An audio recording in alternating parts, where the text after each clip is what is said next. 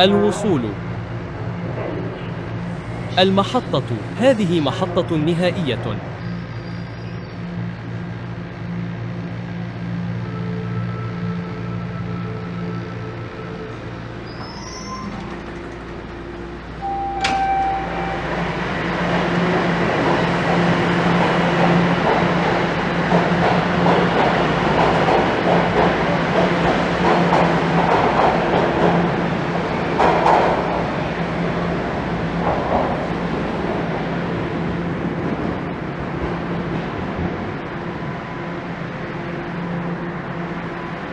مرحبا بالجميع، إنه يوم الاثنين 16 من أكتوبر. الوقت الآن هو 2:08 بعد الظهر، وأنا هنا في محطة فينش في الطرف الشمالي من الخط الأول على جانب شارع يون.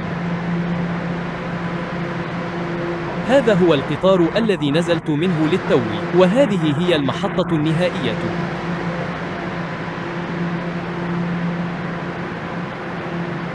على الرغم من أن هذا الجانب من الخط الأول سيتم تمديده شمالاً حتى ريتشموند هاي.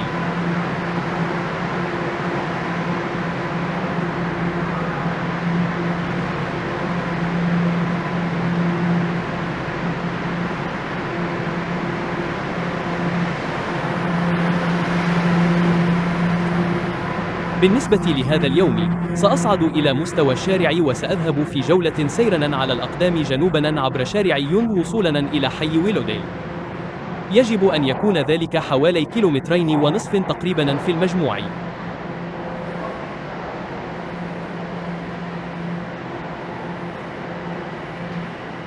أرصفة الحافلات موجودة هناك إلى اليمين. توجد أيضاً حافلات جو وحافلات منطقة يورك في الطرف الشمالي من المحطة بالخارج.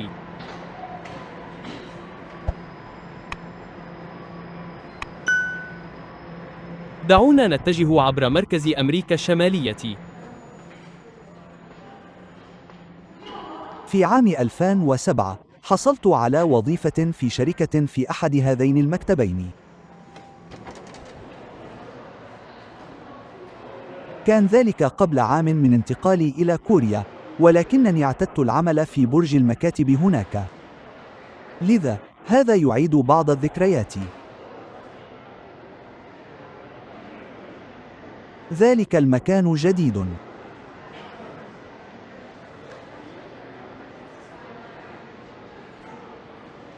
وكنت أذهب إلى مقهى تيموثز كل صباح.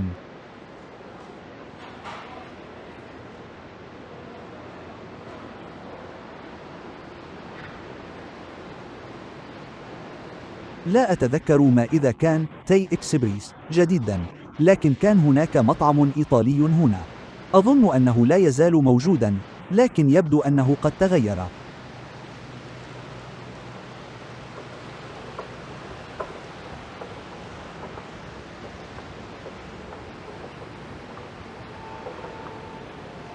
لم تكن هذه الجولة التي خططت لتسجيلها اليوم.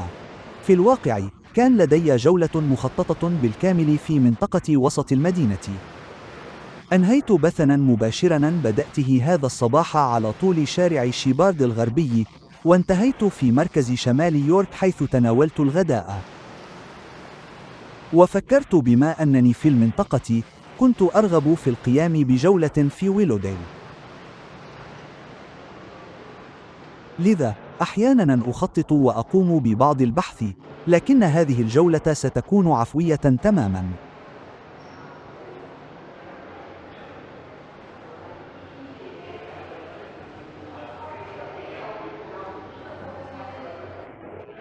ستاربكس وبنك تي دي هناك موجودان منذ أن أتذكر.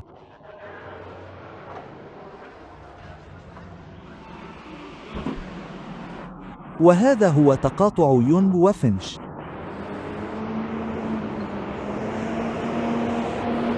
وكما ترون، إنه يوم رمادي وكئيب آخر. أعتقد أن درجة الحرارة حوالي 11 درجة مئوية الآن.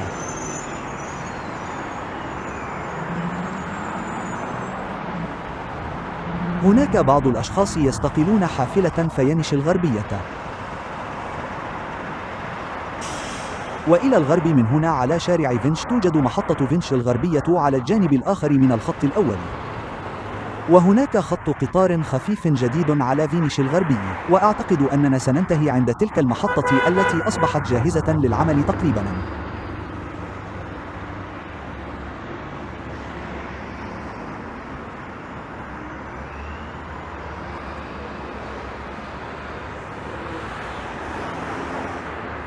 لذا ربما سألتزم بالجانب الغربي من شارع يونغ هنا.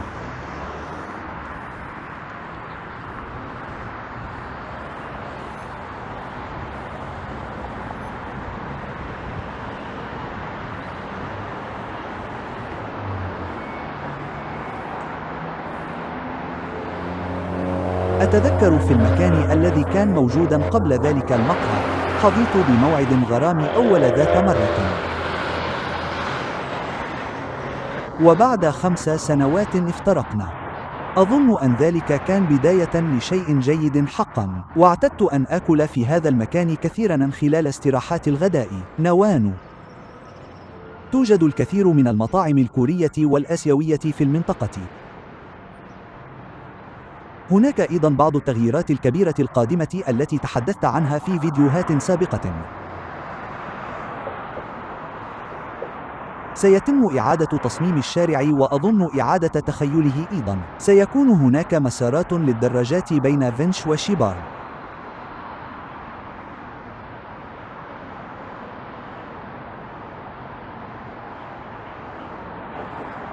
أعتقد أن تجربة المشاة ستتحسن.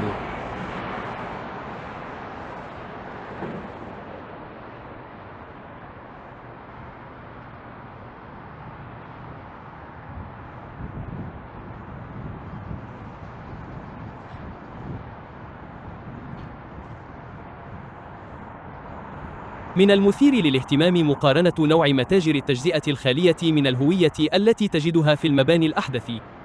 إنها باهتة جداً وعادية، وتكاد تكون أشبه بلوحة فارغة، حيث يتمتع تجار التجزئة والمطاعم بحرية إبداعية أكبر بكثير في المباني الأقدم.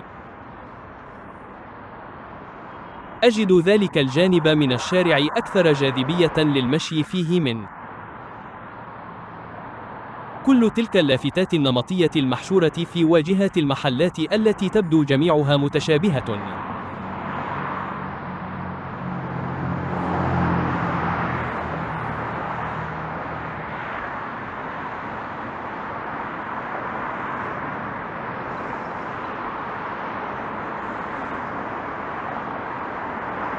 اخترت المشي في هذا الجانب لأنني كلما سجلت في هذه المنطقة أميل للذهاب إلى هناك.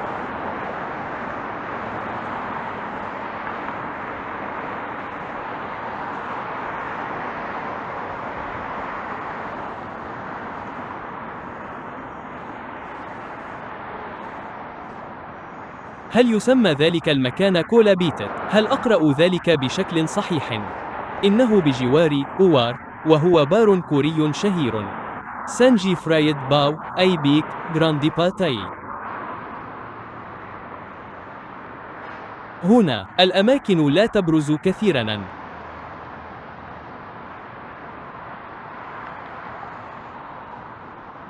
عرض غداء الذكرى العاشرة من الأول من يوليو إلى 31 من يوليو. هذه اللافتة إما وضعت مبكراً جداً أو أنهم نسوا إزالتها.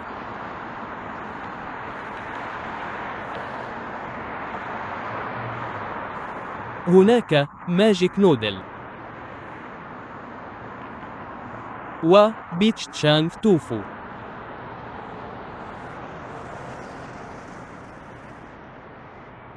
لديهم فرع في كوريا تاون.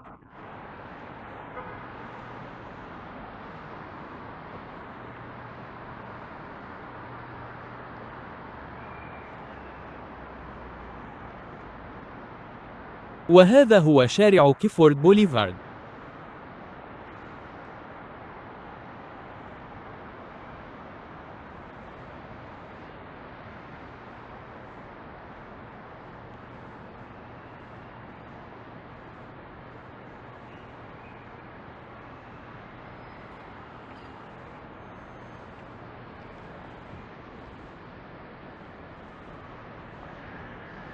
كنت أنتقد بعض متاجر التجزئة في المباني الجديدة التي مررت بها.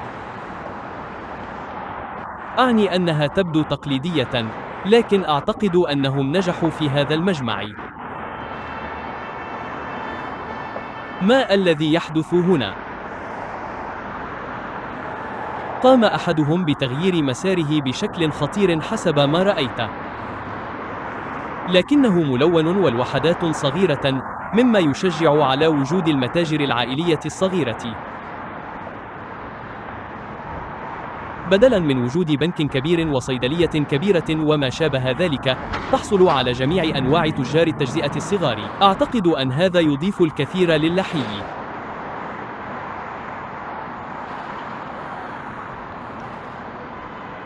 هذا هو 5409 شارع يونغ. هذا مشروع تطوير تابع لشركة تريدل.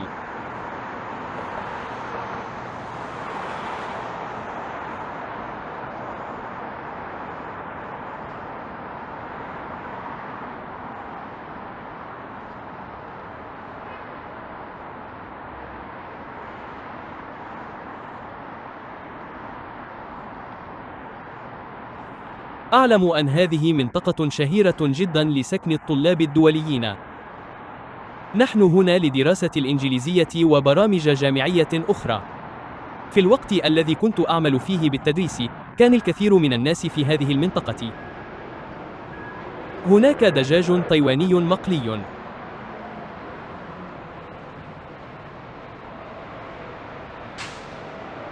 ماكس ذا ساندويتش.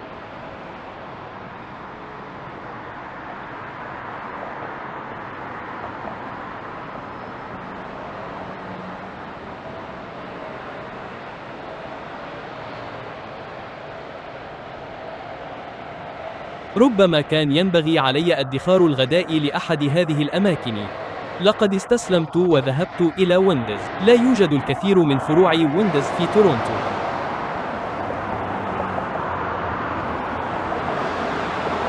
وأعجبني حقا كيف يحتوي هذا المجمع على متاجر تؤدي إلى الداخل، أو في الشارع الجانبي هناك.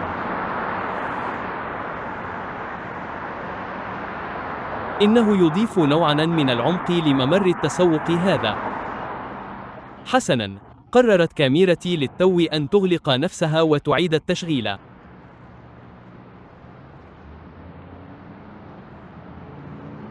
أنا سعيد لأنني اتقدت ذلك. لولا ذلك، لكنت أمشي في شارع يونغ وأحدث نفسي ملوحاً بكاميرا، لكن دون تسجيل أي فيديو. باتسو.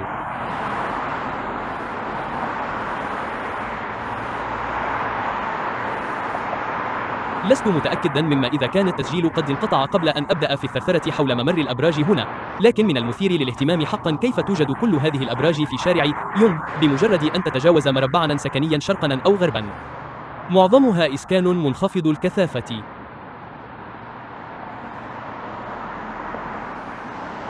ويمكنك أن تشكر ممارسات تقسيم المناطق القديمة في المدينة على ذلك.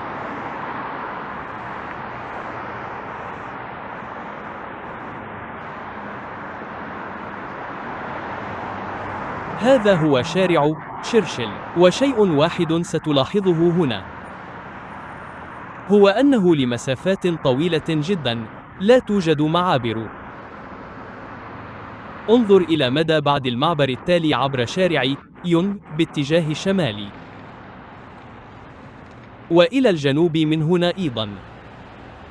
مسافة طويلة جداً حتى نصل إلى المعبر التالي، وأعتقد أن هذا أحد الأمور التي سيعالجها مشروع إعادة تصور شارع يونغ. الأمر يقلل حقاً من الشعور المجتمعي عندما لا تتمكن حتى من عبور الشارع بأمان.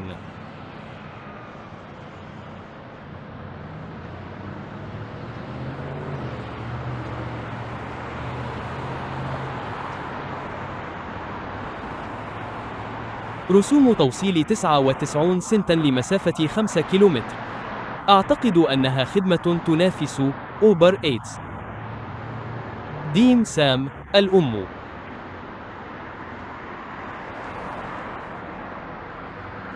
ويبدو أن هناك خطة تطوير لهذا المربع السكني قد تزيل متجر لحوم أول الشهيرة.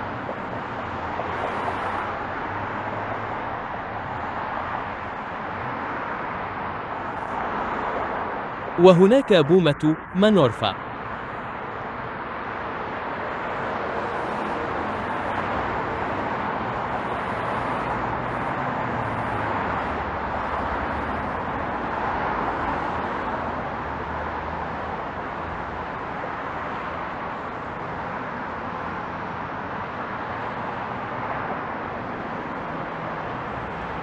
وأحد مشاهدي هذه القناة أعتقد أنه يدير مطعم سانت لويس بار أند جريل هذا قال لي إذا كنت في المنطقة يوما ما فتفضل بالدخول وتناول وجبة ومشروبا. لم تتح لي الفرصة بعد للقيام بذلك.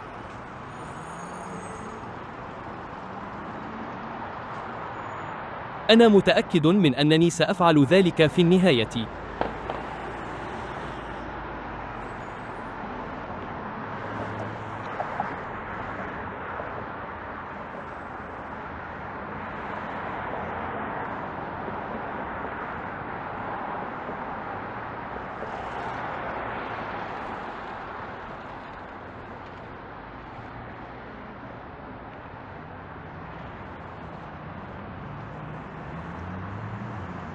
هذا المبنى يكاد يبدو مؤقتاً، كأنه مركز مبيعات ضخم أو شيء من هذا القبيل. هذا هو مركز هيلث ويني الطبي.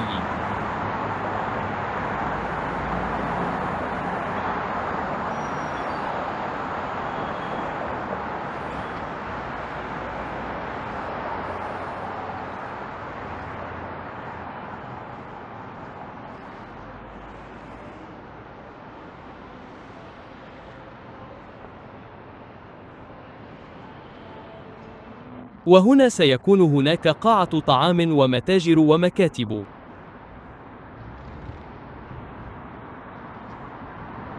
كان ذلك مشروعاً متوقفاً لفترة طويلة جداً. أعتقد أنه كان يوجد متجر ستراكت هناك في الجهة المقابلة من الشارع.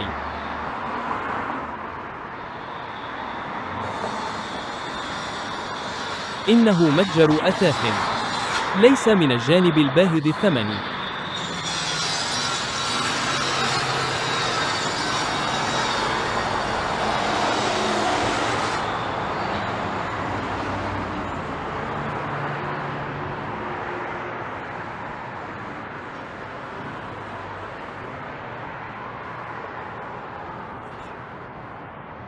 هل أنت في ذلك الجانب؟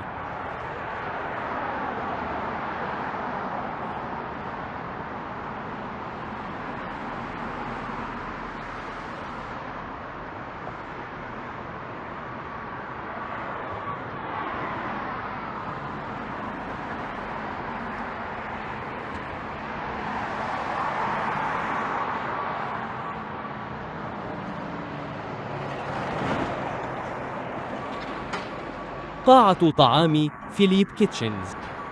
تعلم الطعام. مكان الابتكار.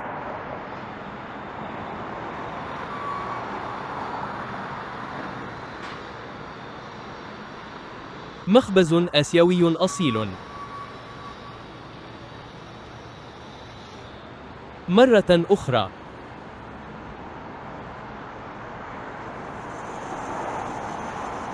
لديك متاجر أكثر تقليدية على ذلك الجانب من الشارع.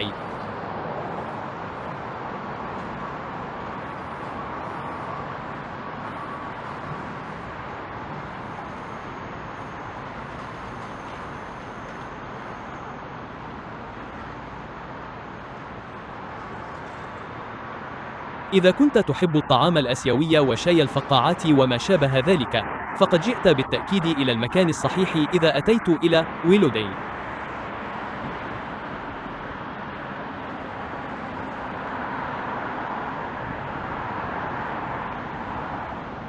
لم أذهب إلى بوسطن بيتزا منذ فترة طويلة جدا. أعتقد أن الفرع الموجود في شارع يون جنوب جيرارد أو شمال جيرارد مباشرة أغلق مؤخرا. تلك سلسلة بيتزا كندية.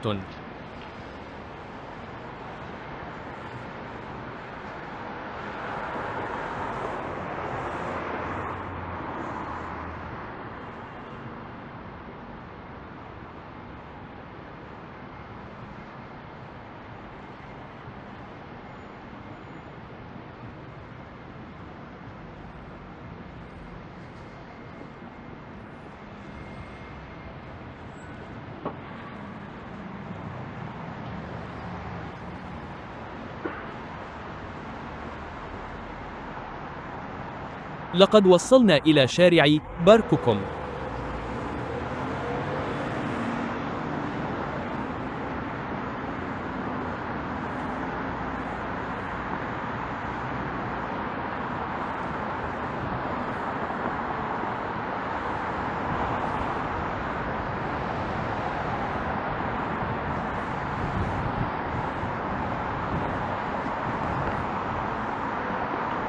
وكانت مسافة طويلة جدا ومجنونة منذ آخر معبر شمالا من هنا، والذي لا يمكننا حتى رؤيته من هنا.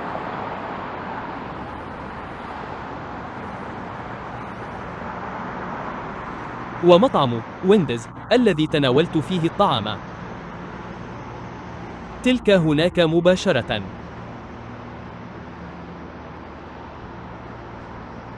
كان ذلك المبنى يسمى إمبريس ووك، لكنه الآن يحمل اسم ريوين إمبريس. أتساءل إن كان قد تم تغيير اسمه.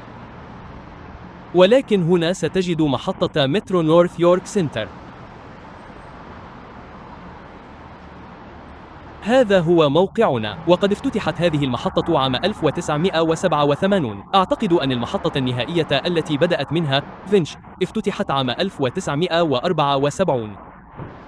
لذا أضيفت هذه المحطة بين شيبارد وفينش بعد 13 عاماً من افتتاح الخط.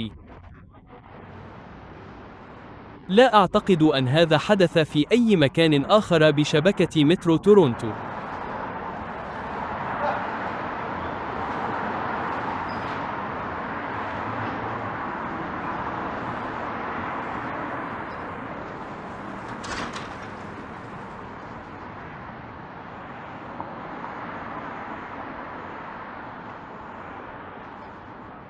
وهناك ساحة ميلاس مان.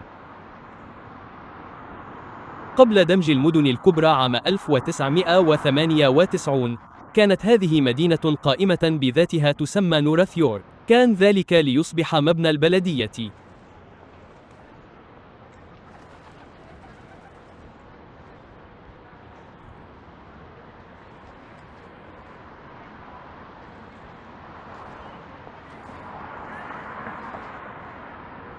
حسناً، لقد كان جزءاً من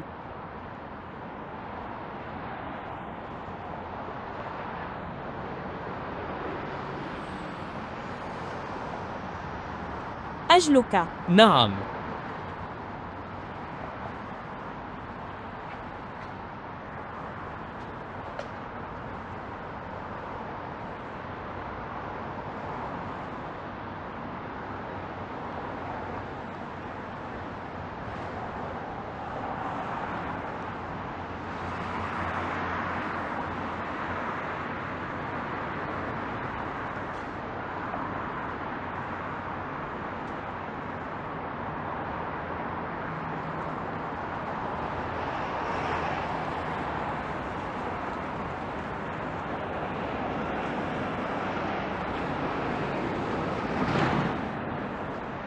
وهذا هو شارع نورث يورك بوليفارد، وعلى اليمين مباشرة يقع مركز ميريديان للفنون. وأعتقد أن ذلك هو المقر الرئيسي لمجلس مدارس منطقة تورونتو.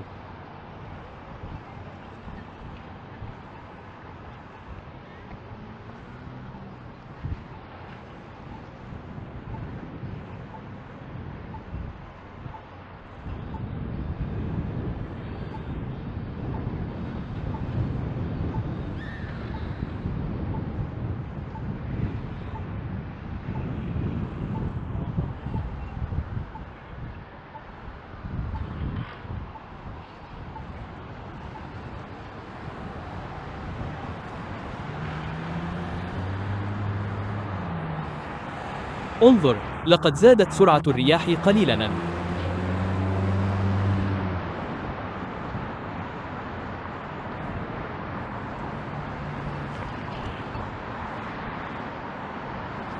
وهذا المكان انتشر في كل أرجاء المدينة ولم أجربه بعد.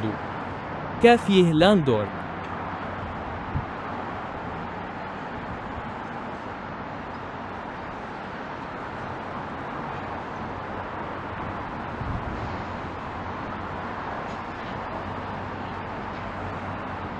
ومكان آخر ينتشر في كل مكان هو بيتزا ليبريتو. لقد زرت فرعهم في دانفورث من قبل، كان جيدا جدا.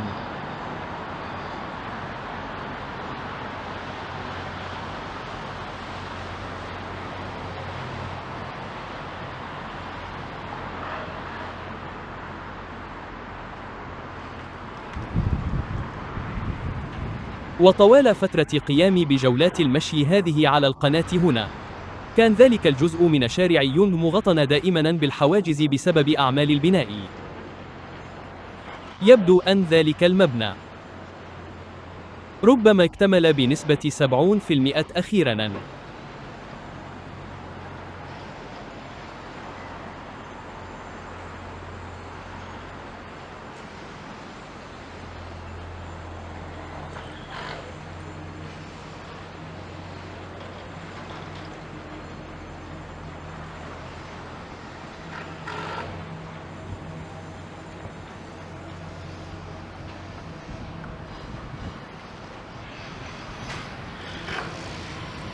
ماذا؟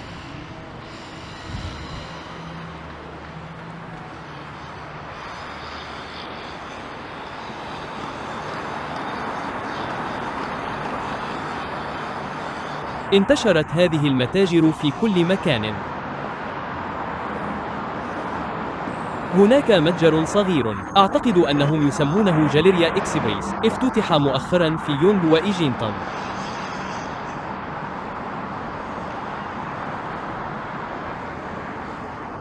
حرارة.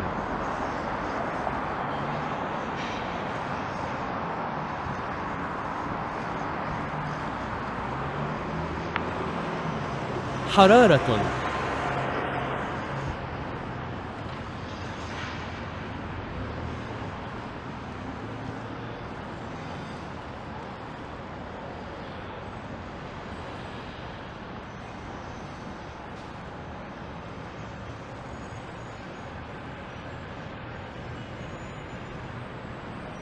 بار بوريتو تحت إدارة جديدة. هل يهتم أحد حقا عندما تنتقل سلسلة وجبات سريعة لإدارة جديدة؟ هل هذه ميزة بيعية؟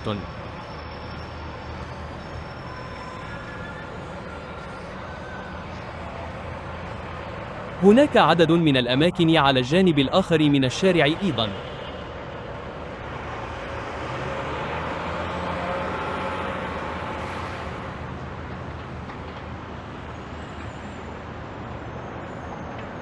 وهذا هو مجتمع لانسينغ التاريخي، وهناك لوحة تذكارية له. بنى أوائل المستوطنين في لانسينغ كوخا خشبيا عام 1798 على الزاوية الشمالية الغربية من هذا التقاطع، إذن سيكون ذلك هناك مباشرة.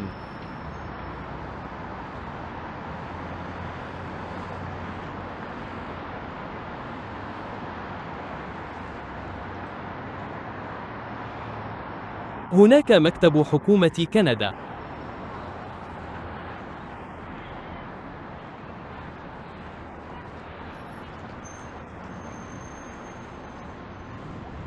في الأسبوع الماضي، نشرت مقطع فيديو متجهاً جنوباً من يونغ وشيبارد وصولاً إلى يورك ميلز.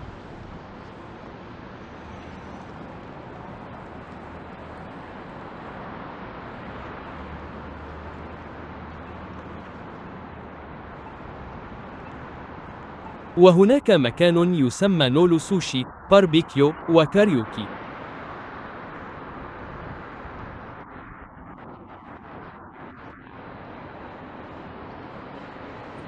أعتقد أن نولو شخصية من التراث الكوري.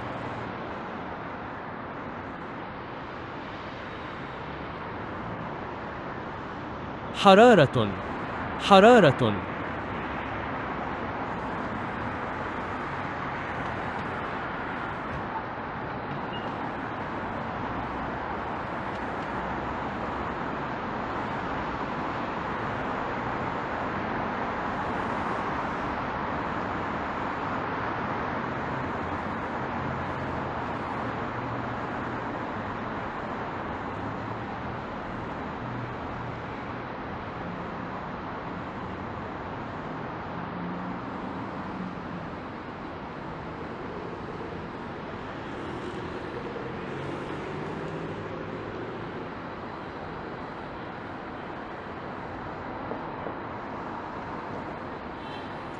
هناك مركز يونغ شيبارد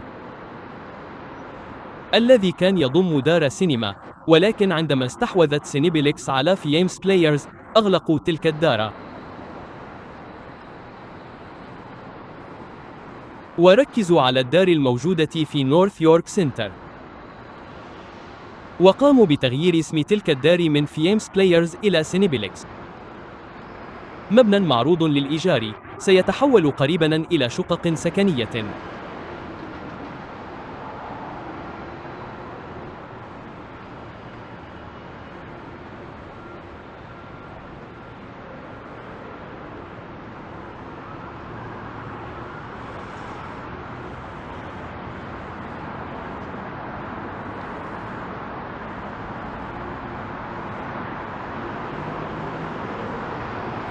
كانت هناك فرص لدخول محطة شيبارد يونغ بالفعل، لكنني سأمشي حتى النهاية الجنوبية.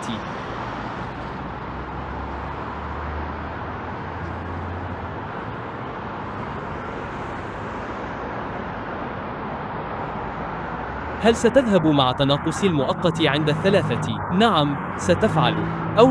لقد تراجعت عن قرارها. إذن، هذا هو شارع شيبارد الغربي. هذا هو المكان الذي قمت فيه بالبث المباشر هذا الصباح.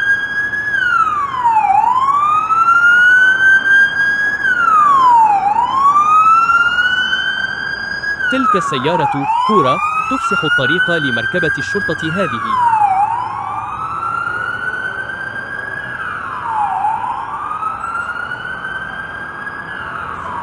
وعلى ذلك الجانب من الشارع يمتد خط مترو شيبارد على طول شارع شيبارد الشرقي. ها هي.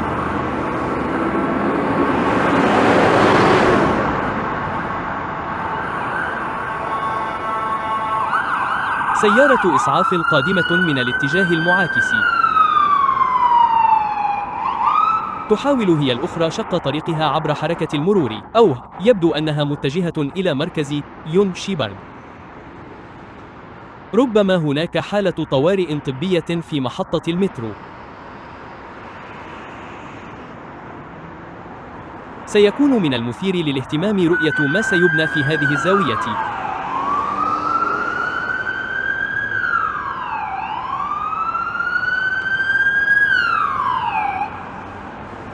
حسناً، تلك الدورية قامت للتو بانعطاف غير قانوني، لذا هناك شيء ما يحدث إما في مركز يونغ شيبارد أو في محطة المترو بالأسفل.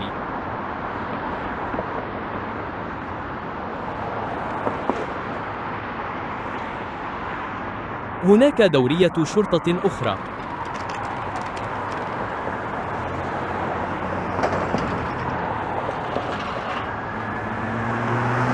ربما يساعد ذلك الضابط سيارة الإسعاف. حرارة.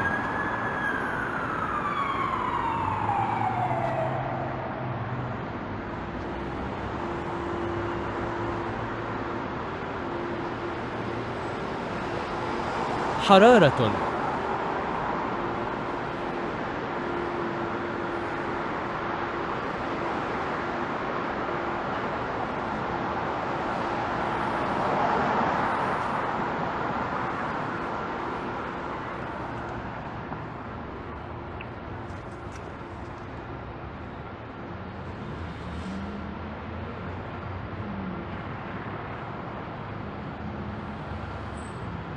أعجبتني لافتة السجائر الإلكترونية التي تبدو وكأنها مصنوعة يدوياً. هناك متجر LCB في ذلك المبنى، ومتجر تيميز.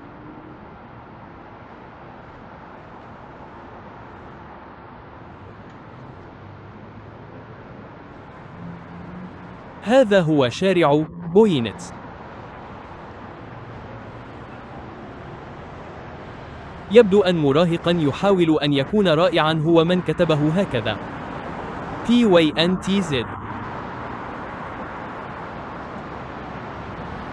لكن هذا كل شيء بالنسبة لهذا الجزء من شارع يونغ عبر ويلوديل. ربما في المرة القادمة التي آتي فيها إلى هنا لتسجيل جولة مشي، سيكون ذلك أثناء تساقط الثلوج كما مررت من هنا مؤخرا في الليل.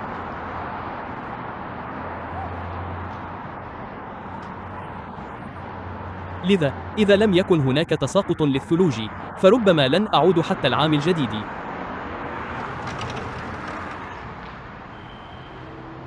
لننزل إلى المترو.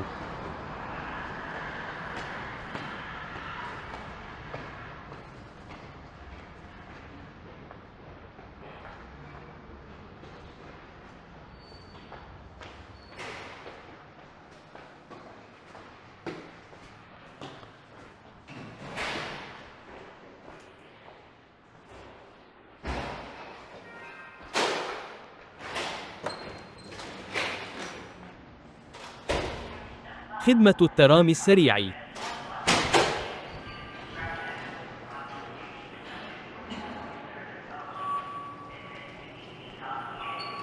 للمساعدة في رحلتك.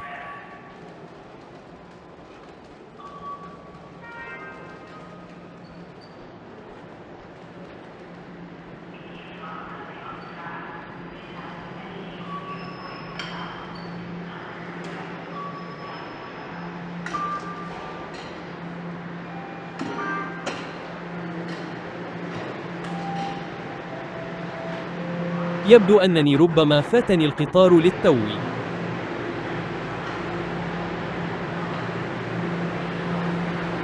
هذا هو رصيف الخط الأول. رصيف الخط الرابع موجود في الطرف الشمالي.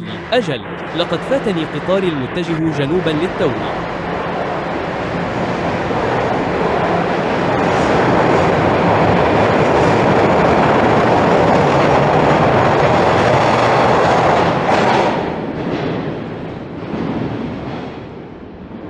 حسناً، سأنتظر القطار التالي. وعلى هذا المنوال، آمل أن تكونوا قد استمتعتم بهذه الجولة. بدأنا من محطة فينش متجهين جنوباً عبر شارع يونغ إلى محطة شيبارد يونغ. أتطلع لسماع أفكاركم وتعليقاتكم في الأسفل. لا تنسوا الضغط على زر الإعجاب والاشتراك إذا لم تكونوا قد فعلتم ذلك بعد. توجد روابط لحسابي على باتريون وعضوية القناة على يوتيوب في الوصف أدناه. لدي حساب على إنستغرام لم أقم بتحديثه منذ وقت طويل جداً، وهو رابط موجود بالأسفل أيضاً.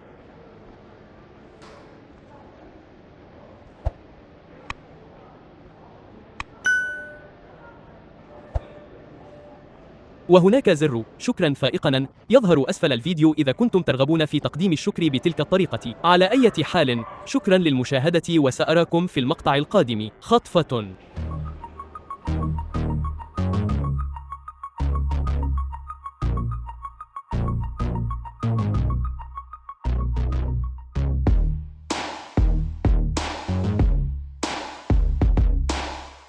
مرحباً.